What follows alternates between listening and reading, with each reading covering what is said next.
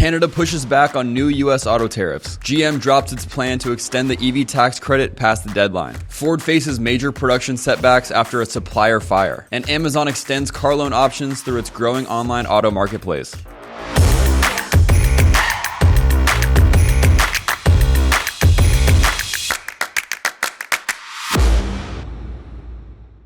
Good morning and welcome back to the Jumpstart on CBT News. It's Thursday, October 9th. Here's today's top stories. Canadian Prime Minister Mark Carney pushed back against President Trump's new auto tariffs during a visit to Washington, arguing that North America's shared supply chain makes U.S. automakers stronger, not weaker. Speaking to business leaders in Toronto, Carney said the U.S.-Mexico-Canada trade agreement is key to maintaining global competitiveness, even as Trump's protectionist measures have disrupted production at GM and Stellantis plants in Canada. GM is backing off a controversial plan to use its finance arm to extend the $7,500 EV tax credit past its September 30th expiration. Although customers can still receive the discount on leases starting by the end of October, GM will no longer claim the credit itself. The decision comes as dealers sit on tens of thousands of unsold EVs and face growing criticism from Republican lawmakers. Ford could lose up to $1 billion in earnings after a fire shut down a key aluminum supplier in Oswego, New York, affecting materials used for its F-Series trucks. Analysts estimate the automaker could lose as many as 50,000 trucks by year end. Ford says it's working with multiple suppliers to minimize disruption, but the outage is already straining the aluminum supply chain across the industry. Amazon Autos is making it easier to finance car purchases online by adding Chase, Santander, and Wells Fargo to its platform. Shoppers can now compare personalized loan rates, APRs, monthly payments, and total costs before finalizing paperwork digitally and picking up their vehicle from a local dealer. Amazon says more lenders will be added soon as it works to simplify and expand online auto buying. Next up, Jeff Iosa, president and owner of Mercedes-Benz of New England and NADA board member, discusses how the end of federal EV tax credits is affecting dealerships and the broader retail landscape.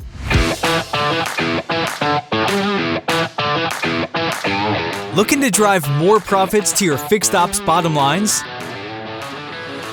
Check out our new show, Service Drive, exclusively on cbtnews.com.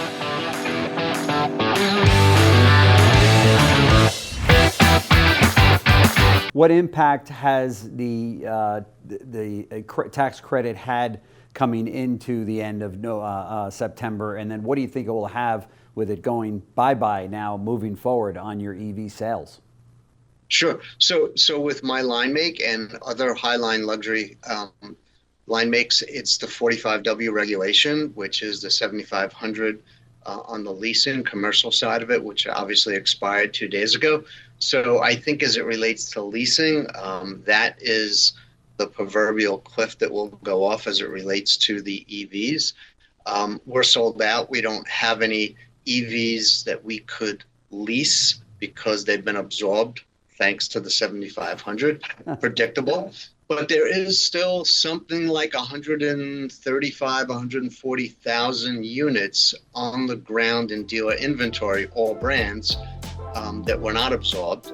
So there's still some work to be done. Well, that's a wrap for today's show, but be sure to join me again here tomorrow morning to get the latest news happening in the automotive industry. In the meantime, you can catch up on full episodes of Inside Automotive, Driving Solutions, and the Executive Profile wherever you get your podcasts. And if you haven't already, be sure to follow us on your favorite social media platforms, and we'll bring the latest industry news right to your feed.